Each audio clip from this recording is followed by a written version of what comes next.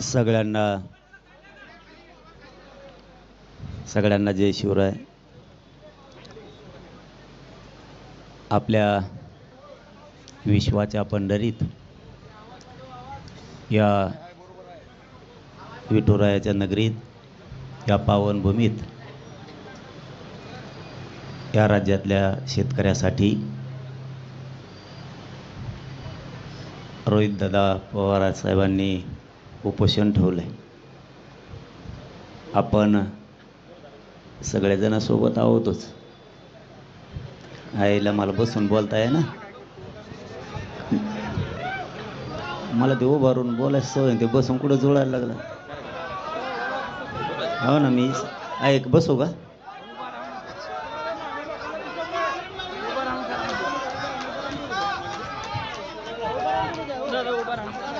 जाऊन दे, उभारून बोलतो.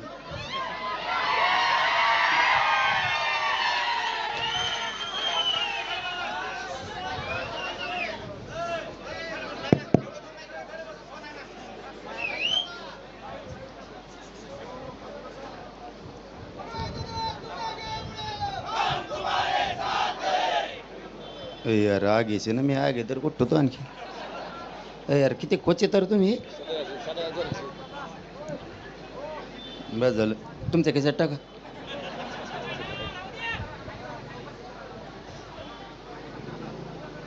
या देशातल्या, या राज्यातल्या बळीराजासाठी आपल्या पांडुरंगाच्या नगरीत संघर्ष सुरू आहे. नक्की शेतकऱ्याला न्याय तर मिळालाच पाहिजे. न्याय मिळण्यासाठी सगळा शेतकरी राज्यातला सगळा एकवटणार सुद्धा आहे. त्यात काय दुमत असण्याचं कारणच नाही. कारण शेतकरी वाचला तर आपण सगळे वाचणार आहेत. शेतकरीच वाचला नाही तर राज्य आणि देश चालवायचा कसा? चांगल्या प्रतिसाद सुद्धा चांगला आंदोलनाला प्रचंड आहे. फक्त थोडा घोळ आहे.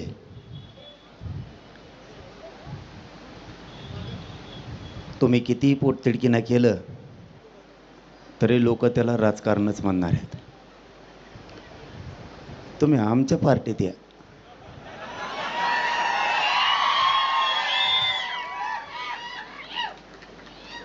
आमच्या पार्टीत लय मसाळा आहे. तुम्ही कुठं बसा उठणार नाहीत. तुम्ही काही मागा, टेन्शन नाही. तुमच्या पार्टीत अवघड आहे हो, हे प्रश्न सोडीन. आमच्या पार्टीत आलं ना, अशी गर्दी, अशा मागण्या कुंकडवी, धडाधडा सुरू असतं सगळं. मग तुमच्या पोटतिडकीला किती किंमत दिली जाईल माहीत नाही. किती अराजकीय म्हणलं तरी मान्य किती जणांनी करायचं याच्यापर्यंत सुद्धा विषय. पण आपण शेतकऱ्यासाठी बसलोत. माझं तरी मत आहे, आपण या आंदोलनात तरी त्यांना शेतकऱ्याची लढाई म्हणून सगळ्यांनी बघावं. आपण का त्यांच्या राजकारणासाठी किंवा कोणाच्या याच्यासाठी आलेलो नाही आहेत. ते शेतकऱ्यासाठी लढायला लागलेत. आपण सुद्धा सगळे शेतकरी म्हणून साथ द्यायला हरकत नसावी. आता मैताची पंचायत होणार आहे. आता मी इथून गेलो की म्हणते नाही पवाराचा माणूस. परदेशी रातभर मी देवेंद्र फडणवीसचा माणूस होतो. आता तिथून सुटन आणि तुमच्या गळ्यात गुंतणार आहे मी. आता मैले फरफट चालू आहे. मी ज्याला भेटायला जाईन त्याचाच माणूस आहे म्हणते ती. पण माझी प्रामाणिक भूमिका असती, जिथं जिथं समाजावरती अन्याय होईल त्या ठिकाणी आम्ही सगळेजण धावून जातो. त्याच्यात मात्र कसलीही काटकसर आम्ही कधीच करत नाहीत आणि कधी करणार सुद्धा नाही. बच्चू भाऊ बसले होते त्यावेळेस आम्ही सगळे गेलो होतो. ते मग भाजपचे होते तरी आम्ही गेलो होतो.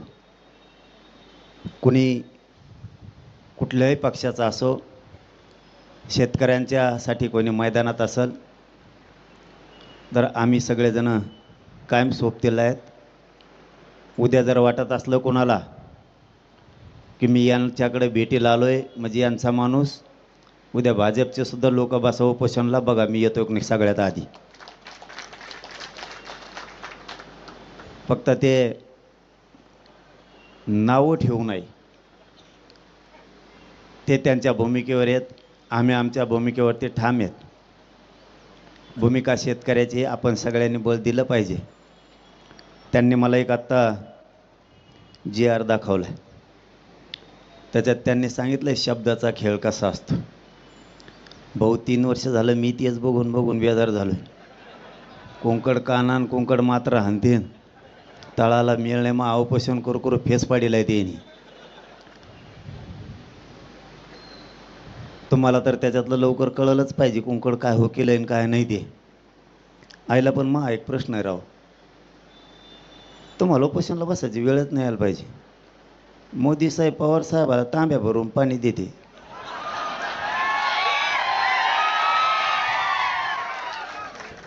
ते कोणत्या तरी टेबलावर आहे ना गिल्लास भरून पाणी दिलेलं. आणि मग मोदी साहेब जर एवढा जीव लावते तुम्ही उपोषणाला बसून का हाडकं मोडून घ्यायला लागले उगाच. पवार साहेबाला सांगा एक फोन फिरावं म्हणा तिकडं, काय जेवण कशाला ताण घ्यायचा उगाच, शेतकऱ्याचं तरी कल्याण होईल. त्यांचं तर चांगलं आहेच ना, तुमच्यावरती तरी कशाला ही उपोषणाची वेळ यायला पाहिजे. आणि माझं एक दुसरंही प्रामाणिक मत आहे, जर सरकार तुम्हाला बोलवत असलं तर तुम्ही चर्चा करून मार्ग काढावा. माझं प्रामाणिक मत सांगितलं मी तुम्हाला. नाही ऐकल्यावर बघू. सध्या जर मी चॅनलला पण बघितलं ते भरणे मामा म्हणलेत असं करूयात तसं करूयात, मला वाटतं विश्वास ठेवावा एकदा. आम्ही ठेवला होता. आयला तसं नाही रे, तुम्ही हसू नका रे, पोट्टे असे आहेत ना, मग तसा विश्वास नाही रे. एकदा त्यांची पहिली सुरुवात आहे, मग जर म्हणत असले तर एवढे बरं जाऊन द्या ना, काय त्याला. तर भरणे मामा भरणे मामावर विश्वास ठेवा एकदा. आता आणखीन महाजन साहेब येणार आहेत म्हणले आत्ता, एकदा जाऊन द्या, ठेवा विश्वास. काय आमचं बरं चाललं हो, पण सध्या आमच्या आत्ताशिक मागण्या 3 वर्षात मान्य केल्यात, म्हणून मी आत्ताशिक त्यांना बरं म्हणायला लागलो. तरी त्यांना दाखवता आज जोडी तुक्का काय इकडे गेल्यावर. कारण आता सध्या जे आर काढणं चालू आहे शिक्षणाचे, मराठा आणि कुणबीचं मंत्रालयाचं काढणं चालू आहे. आता चांगलं काम करतात म्हणल्यावर चांगलं म्हणायचे मला सवय नसतं, नंतर लयत असतो मी घोडे. त्यामुळं खरंच सध्या काम करतात, त्याच्यामुळं मी काय सध्या बोला ना हवा त्यांना. परत तुम्ही म्हणता फुटला काय चाललंय. सध्या आपले विखे पाटील साहेब काम करतायत, ते जे आर काढायलेत. आमच्यामध्ये होरागडाला लाडभाऊ आलेत, प्रसाद लाड साहेब. त्याने आधी मला चांगले घोडे लावले, मी बी त्यांना रेटून लावले होते तेवढे. आता आम्ही पक्के मित्र झालो ह्या निमित्ताने. कमीत कमी आता विखे पाटील साहेब आणि प्रसाद लाड साहेब चांगलं काम करायला लागलेत. म्हणजे आमच्याबद्दल बोलतो बरं का, तुमच्याबद्दल नाही. आमचं चांगलं चाललंय, जे आर काढणं सुरू झालं आहे. त्यामुळे आम्ही शाबासकी पण दिले, तितक्या मोठ्या मनाचे संस्कार आमच्यावरती आमच्या समाजानं केले सुद्धा. आणि राहिलेलेही कामं ते 22 तारखेपर्यंत करतोयत म्हणलेत. मग मला विश्वास थोडा पडला त्यांचा, म्हणून तुम्हाला बी ठेवा म्हणलो आल्या सरशी मी. म्हणजे आता आऊत हाणायला उभा राहिलो तर सगळंच आऊत हाणायला लागलो आपण. जर सरकार शेतकऱ्यांच्या बाजूनं तुमचा शब्द ऐकून जर पॉझिटिव्ह काही निर्णय घेणार असाल तर तुम्ही घ्यावं, चर्चेला जावं. उपोषण लय करू नका, लय बेकार आहे उपोषण. तुम्हाला काय सांगू भाऊ, तुम्हाला आता कळन. आता तुम्ही बसलात ना, तुम्ही एक 2-1 महिन्याने मला फोन केला करा, परदेशी केलता ना तसा 2-1 महिन्याने करा. तुम्ही म्हणते नाही आली उगच बसलोय, तिच्या यायला वैतागच झालं. कारण चांगल्याच चांगल्याच्या बरगाड्या मोडा त्या भाऊ, लय बेकार आहे. मी आत्ता गाडीत गोळ्या घेतल्यात बार्शीच्या पुढं आल्या, इतकी प्रचंड आग होती. ठीक आहे, तुमची तळमळे शेतकऱ्यांसाठी, त्याबद्दल तुम्हाला 100% मार्क आहेत, त्याबद्दल काही दुमत असायचं काही कारण नाही. पण इतकं अवघड आहे, माहीत आहे, हाडकं ना हाडकं पूर्ण ढिसूळ झाले. मी कधी मरल काय होईल सांगता सुद्धा येत नाही, इतक्या वेदना आहेत मला. माझ्या शिरासुद्धा हाडकालच्या टाकल्या. सरकारी डॉक्टर हो किंवा माझा खाजगीतला हो, कोणालाही सलाईन लावण्यासाठी शिर लवकर सापडत नाही. एवढं जीवावर बेतण्याचा विषय उपोषण म्हणजे. कोणत्या क्षणाला किती मोठी आग पोटात व्हायली कधी सांगतात ना. मी हे तुम्ही उपोषणला बसलात म्हणून सांगायला लागलो. ना समाजाला आपल्या चेहऱ्याकडे बघू वाटतं त्यावेळेस, ना आपल्या जीवनात आपल्या जीवाचे काय हाल चालू आहे तर काय घालमेले, कोणत्या टायमाला किती अंग थरथर कापल, कधी चक्कर येईल काही सांगता येत नाही. तुम्ही राजकारणात आहेत म्हणून तुम्हाला हे सांगायलो. तुम्ही त्या व्यासपीठावरून जरी शेतकऱ्यांसाठी त्याच्यासाठी राजकीय व्यासपीठावरून लढले तरी काय हरकत नाही, का सल्ला नाही द्यायला मी तुम्हाला. तुम्हाला जर हेच करायचं असलं, माझं दुमत नाही आहे, परंतु तुम्हाला 4-5 पक्षांना ते व्यासपीठ आहेत भांडण्यासाठी तेवढ्या ताकदीचे. हे असलं हे आमच्यासाठी असतं. आम्हाला तुम्ही 4-5 पक्षावले मोजत नाहीत, त्यावेळेस आम्हाला हत्यार उपसायला लागतं. कारण आमची पार्टी म्हणून म्हणलं, आमचे सगळे गळके पिळके सगळे आमच्याकडे असतात. आमच्या पार्टी चांगला माल तुमच्या 4-5 पक्षात असतो. सगळे कोण हुकलेले आमच्याकडे सोडून आमच्याकडे, त्यामुळं आम्हाला लढावं लागतं. तुमच्याकडं तेवढी मॅन पॉवर आहे, तुमच्याकडं 5ही पक्षाकडं प्रचंड मोठं ताकदीचं व्यासपीठ आहे, कार्यकर्ते पण तेवढ्या ताकदीचे. म्हणून तुम्ही त्या व्यासपीठावरून विधान भवनातली लढाई केली, सर्वोच्च सभागृहातली लढाई केली, विधान परिषदेची लढाई केली, तरी तुम्ही जिंकू शकता. कारण लढायला लोक कमी आहेत, मला सांगण्याचा अर्थ हे हवे. तुमच्याकडं मोठं व्यासपीठ आहे, लढायला एकदा जर शरीर गेलं ना. काल मला वाटतं राजेंद्र मामा रडले. एकदा शरीर गेलं उपोषणात की गेलं. पुन्हा डॉक्टर काही करीत नाही, आणि डॉक्टराला मेळ लागत नाही, ते तिसरंच कागदावर लिहून आणते. मेळसुद्धा लागत नाही आहे. माझी एका डॉक्टरकडं मग शुगर कमी आणि एकाकडे जास्त, असे डॉक्टर होते. मग हे डॉक्टरला फजिती करते. तुमची केली नाही वाटतं आणखी, डॉक्टरांनी तुमची फजिती केली नाही वाटतं आणखी, आता सुरू होईल. मग लई केली ती, तोंड वासे लगे हात वर कर, हात वर केलं मानच खाली कर, टंगड्याचं वर कर, ते यायचं तपासणं. ते एकदा जर तरायला लागले ना, इतकं भयान काम होत आहे. मग ते अशा सोया टोचित येत, इतकं लांब लांब जनावराच्या सोया आणल्यावर आणतात. तुमच्यासाठी चांगले असतात समजा, तुम्ही आता ह्याच्यात येत म्हणून. आम्हाला खटके नाही खुटके नाही, काचकून टोचित येत. तुम्हाला मागं पुढं बघून असं ना, अगोदर तुमच्या बोटावरचं रक्त काढायचं म्हणल्यावर अगोदर उलशिक ते कापसान चुळीत असते, आम्हाला गचकून धरते की लगेच खापका आणतो दुसरा जाणारा मागचा आणल्यावर. त्यामुळे तुम्हाला एवढा त्रास नाही व्हायचा, ती बेजारी आमची. म्हणून तुम्हाला म्हणलं, तुम्हाला जर शेतकऱ्याला न्याय द्यायचा असला, या राज्यातल्या जनतेला न्याय द्यायचा असला, तुम्ही फक्त एकदा आमच्या दोन्ही वर्ष आमच्या पार्टीत या. किती काय न्याय आणि पब्लिक किती पण. आता इथं तुमच्या तळमळीला मला नाही वाटत किती शिरीष घेतील. तुम्ही किती तळमळ केली तरी त्याला राजकीयच म्हणणार आहेत. मला हेच वाटणार आहेत. आता इथून गेलं बघा कसं रपका चालू होतो याच्यावर. आता तेच सुरू होणार. मी इथून गेलं की आम्हाला माहीत होतं पहिल्यापासून ते पवाराचाच हे. त्यांनी माझ्या पाठीमागच्या उपोषणाच्या टायमाला सुरुवातच उद्धव ठाकरे साहेबापासून केली ती. हे उद्धव ठाकरे साहेबाचं माणूस सगळं शोधलं, त्यांच्यावर सगळ्या यंत्रणा आहेत, सगळं शोधलं, काही सापडलं नाही. नाही म्हणले ह्यो पवाराचा आहे, तुमच्याकडून तपासण्यात हुकलं. पुरं शोधलं, पवाराचा नाही म्हणले, एकनाथ शिंदेचा आहे. एकनाथ शिंदेकडं काही सापड नाही म्हणले. मला वाटतं बहुतेक बच्चू कडूचे आहेत, तिकडं काही सापडलं नाही. आता ह्या 2 महिन्यात म्हणते हे देवेंद्र फडणवीसचा माणूस. इतके विचित्र आहे ते. यांनी मग 2-2 यासाठी बसवलं आहेत.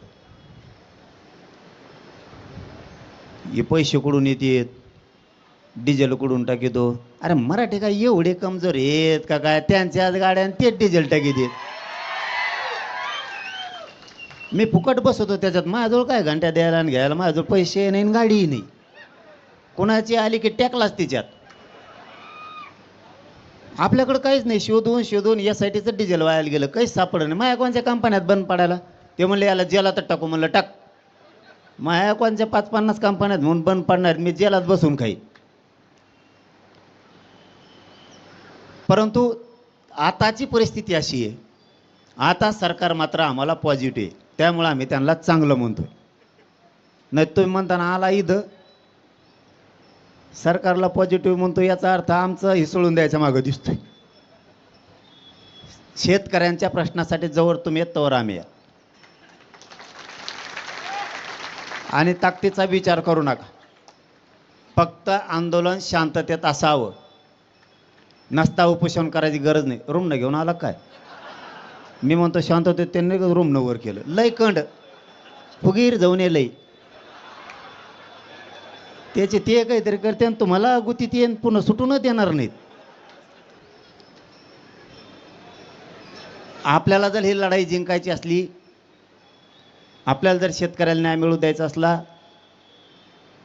तर आंदोलन शांततेत झालं पाहिजे. जर आंदोलन शांततेत करायचं नाही तर मग आमरण उपोषण करायची गरज काय? मग सगळेच रस्त्यावरती आले असते ना. इथं ज्या अर्थी ते उपोषणाला बसले, त्या अर्थी रस्त्यावरच्या प्रत्येक माणसाला शांततेतच करावं लागणार आहे, तरच ही लढाई शेवटपर्यंत जाती. माझ्या उपोषणाचा, माझ्या आंदोलनाचा अनुभव तुम्हाला मी सांगितला आहे की तुम्ही जर सुरुवात शांततेने केली असेल तर शेवटपर्यंत शांततेने जर गेलं तर यशस्वी होतं. आणि सरकारला वाटत असतं प्रत्येक आंदोलन शांततेत कधीच होऊ नये, आंदोलन हे रस्त्यावरचं व्हावं.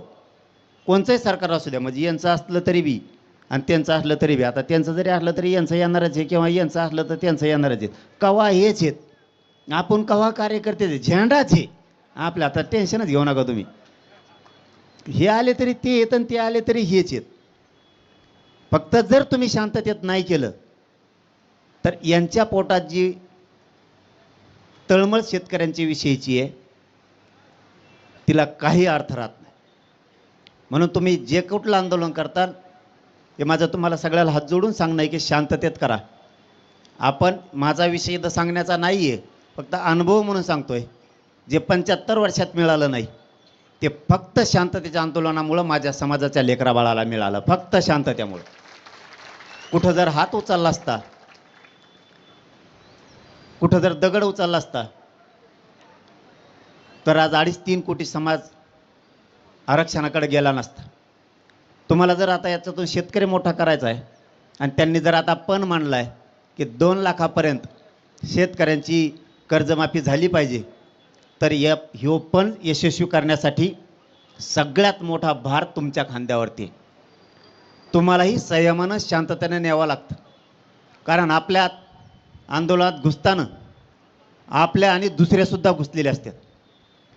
काम करताना तो शेतकऱ्यावरती माया दाखवतो, पण करताना त्याच्या डोक्यात आंदोलन उग्र करण्याचं सुद्धा असतं. त्यामुळं आपला फायदा उचलून समोरच्यानं उग्र करायचा प्रयत्न केला तर माणसं मात्र आपल्या गर्दीतले ओळखा की आंदोलन यशस्वी करायला आलेत का आंदोलन उग्र करण्यासाठी आलेत. यावरही तुम्हाला सगळ्यांना बारकाईने लक्ष ठेवावं लागतं. कारण गर्दी एकदा जर जमली तर गर्दीच्या ओघात सगळेजण भावनिक होतात आणि आपण आसपासला लक्ष ठेवायचं बंद करतो आणि आपलं आंदोलन मोडून पडतं. जिथं शेतकरी आपल्याला ज्या टोकावरती न्यायचा आहे, ज्या न्यायापर्यंत न्यायचा, आपण तिथपर्यंत त्याला कधीच नेऊ शकत नाही. आता यांनी लढाई हातात घेतलीच तर तुम्ही ती संयमानं शांततेनं पार पाडण्यासाठी सगळ्यांनी सहकार्य करायचं. कारण 2 दिवसानंतर मला वाटतं त्यांना बोलता पण येणार नाही तुमच्याशी. म्हणजे ज्यावेळेस मार्गदर्शन करायला शांतरा आम्हाला सांगायला माणूस असतो आणि तोच जर 4-5 दिवसानंतर बोलायचा बंद झाला तर तुम्हाला सांगायला कोणी नसतं. म्हणून अगोदरच सगळे तुमचे आंदोलनाचे नियम तुम्ही कशा पद्धतीने ते हाताळायचं याच्यावरती नंतरची सगळी मदार तुमच्या खांद्यावरती असते.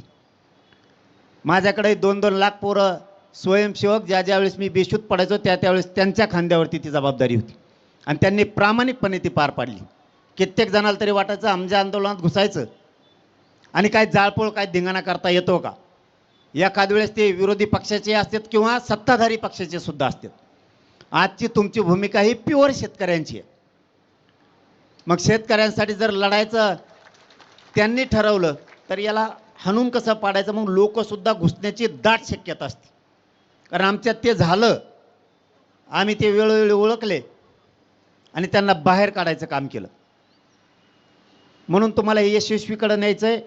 परंतु माझा सल्लाच आहे रोहितदादाला की जर भरणे मामा म्हणतेतच आणि ते महाजन साहेब जर म्हणतेतच, एकदा विश्वास ठेवा. कुठं दिवस हातातून गेलेत तेव्हा एकदा ठेवा विश्वास. कारण मला बी अलीकडच्या काळात जर विश्वास यायला लागला म्हणून तुम्हाला म्हणायला लागलं, नाही माझ्यासारखी तुम्ही फसायचात. तुमच्या डोक्याने चालू द्या. कारण इतकं राजकारणातलं डोकं मला नाही आहे.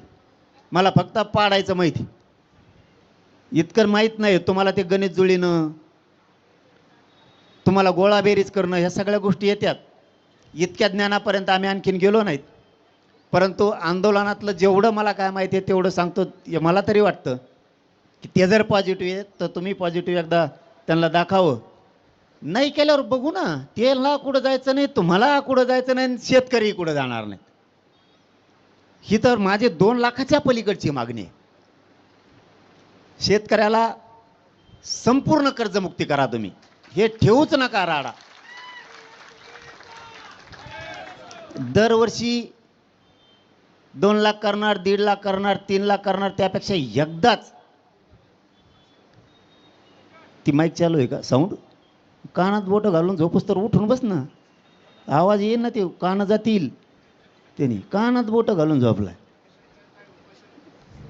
हो ना, पण ते कान जातील ना. त्यांनी कान त्या साऊंडला लावलाय. मग लय बारीक देणं असतं भाऊ, कानं जातील त्यांनी. शेतकऱ्याची संपूर्ण कर्जमुक्ती होणंच गरजेचं आहे. एक, त्याबरोबर शेतकऱ्यांना त्यांच्या मालाला दुप्पट भाव द्या. तुमच्या कर्जाची गरजच नाही शेतकऱ्याला. पुन्हा कर्ज पण नको आणि तुम्हाला कर्जमाफी करायची गरज नाही. एकदा फक्त त्याला या दारिद्र्यातून बाहेर काढा. तीही लढाई पुढच्या काळात सुरूच राहणार आहे. मी जास्त न बोलता मला असं वाटतं तुम्ही एकदा खरंच पुन्हा पुन्हा त्या शब्दावरती येतोय मी, एकदा जर ते म्हणतच असते तर विश्वास ठेवा ते कुठं जाणार नाहीत. नाही केलं तर बघून घेऊ ना पुन्हा काय करायचं. ते म्हणत असले तर या, पण ते महाजन साहेब येणार असले त्यांचे कोण मात्र पक्क बरं का. मी भरण्या मामावर बोललोय ते तर कोण ते का वर्गड्यात खाली पडी ते त्यांचं झालंय काच का अवघड आहे. हा नाही नाही, ते विश्वास ठेवायला घ्यायत नाही असं नाही, पण चांगलं बघून. बरण्या मामा येत असल्यात काय नाही, मोकळा ठेवला तरी चालतोय, काही अडचण नाही समजा. किंवा त्यांचा भाजपचा दुसरे आले तरी ते बी चांगलेच आहेत म्हणा, पण बरं आहे बाबा सावध राहिलेलं. नाही मार्ग निघाला तुम्ही पुन्हा म्हणायचे तू चालताना भाषण ठोकून गेला, ठोई विश्वास आता दी गाळ्या गुतून आपल्या दिलं गेलं, झाला मोकळा गेला अंतरवाली निघून. किमान एक वेळेस संधी द्या आणि ऐका सरकारचं. ते जर म्हणतच असलीत करतो तर द्या सोडून उपोषण, बघूयात पुढं. मला तरी वाटतं आल्यावर महाजन साहेबसुद्धा ते करतील, कारण चांगलं काम करणारे लवकर जमत नाहीत. आत्ता मी त्या कळंबमध्ये होतो, तिथं पत्रकार बांधवांनी मला विचारलं शेतकऱ्यांच्या बद्दलचा विषय आणि तुकारामजी मुंडे साहेबांचा विषय. मी सांगताना सांगितलं खरंच त्या तुकाराम मुंडे साहेबाला आता तरी त्यांची बदली करू नका, कारण त्यांनी जर त्या भेसळच्या धाडी टाकल्या तर शेतकऱ्याच्या दुधाला भाव वाढणार आहे आणि नेमकं सरकार त्यांचीच बदली केल्याशिवाय राहणार नाही. मी मुख्यमंत्र्याला या रोहितदादाच्या उपोषणातून जाहीरपणानं सांगतो तुकाराम मुंडे साहेबाला 2-3 वर्ष त्याच जागेवर राहू द्या, बदली करू नका, नाही तुमच्या मागं असा लागन मी. कारण जरा हे भेसळवाले थोडे बंद होऊ द्या, म्हणजे दुधाला भाव वाढन. आता दूध मिळा नाही, 2-3 पेंड्या जास्त टाका लागलेत मसडीला आमचे लोक आता दुधाला भाव वाढल्यापासून. नाही तर आम्ही शेणाला मोथालेत, तर दुधात काही उराय ना.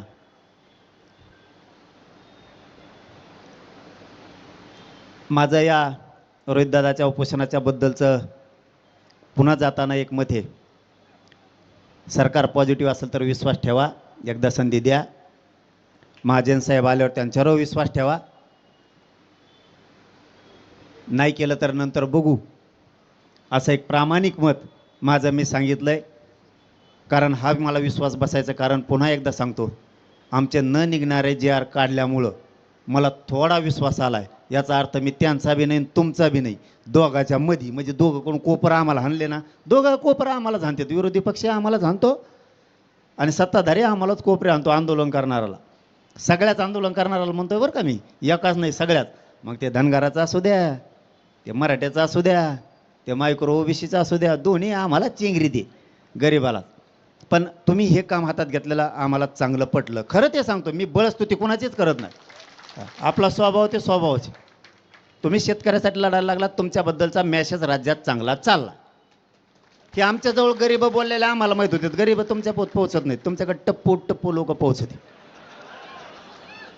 मग ते गरीब आम्हाला सांगत आहेत, बाबा लय भारी काम घेतलं राव हातात, मायले पोरगर लढून काय नू. तुम्हाला पोरग का म्हणणार, पण त्या शब्दात माया आहे गरीबात, ते चाललंय गरीबात तसं आता. पण तुम्ही इमानदारी नाही, तुम्ही त्याच्यात फक्त शेतकऱ्यात तुम्ही बी राजकारण करू नका, नाही तुम्हाला ढकलून देते. लय कलाकार आहे शेत लोक बी लय चित्र येतं, फुटला की सोडून देतात. आता मात्र प्रतिमा शेतकऱ्यांच्या नजरेत चांगल्या प्रकारची चालली, हे आता रोज आम्ही 2-3 दिवसापासून ऐकतोय. एकदा सरकारला जसं आम्ही पॉझिटिव्ह झालो, आम्हाला तरी सरकार आमच्याबद्दल 100% पॉझिटिव्ह वाटतंय. त्यामुळे मी त्यांच्यावर टीका केली नाही. आणि तुम्ही एकदा विश्वास ठेवा, नाही तर पुढं बघू. तुम्ही शेतकरी, आम्ही शेतकरी, सगळे शेतकरी बघू, मग कोण कोणाला रेटत नाही, ती आपल्याला रेटत नाही का आपण त्याला रेटत नाहीत. पण एकदा विश्वास ठेवावा. शेवटी जाताना एवढं सांगतो, तब्येतीची मात्र काळजी घ्या, कारण हे अवघड असतंय. उपोषण खूप विषय अवघड आहे. तुम्हाला 20 दिवसाच्या नंतर याचा त्रास लक्षात येईल. सोडल्याच्या नंतर तुम्हाला वाटून सोडलं तर हॉस्पिटलमधून सुट्टी झाली, डॉक्टरने सगळं चेक करूनच घरी पाठवलं आहे, आपण तर क्लिअर झालो होतो, त्रास व्हायला कसा लागला. याचा 20 ते 22 दिवसापासून असर व्हायला सुरुवात होते. लय अवघड आहे. मला आधी माहीत नव्हतं. मी PhD झाली उपोषणात, कसं बसायचं, कसं पाणी प्यायचं. तुम्ही आता पाणी पिता पहिल्या दिवसापासून, आता सोडायचं नाही बरं का. जर का अर्ध्या सोडलं रे बाबा, अवघड आहे. आणि तुम्ही जर पहिल्या दिवसापासून पाणी पिणार नसलात तर शेवटपर्यंत मध्ये पाणी प्यायचं आणि ते डायरेक्ट काळजाला लागतं. पोट आतून गरम झालेलं असतं आणि तुम्ही जर मध्ये 2-3 दिवसानंतर पाणी प्यायला सुरू केलं तर पाणीच पोटात उकळतं आहे.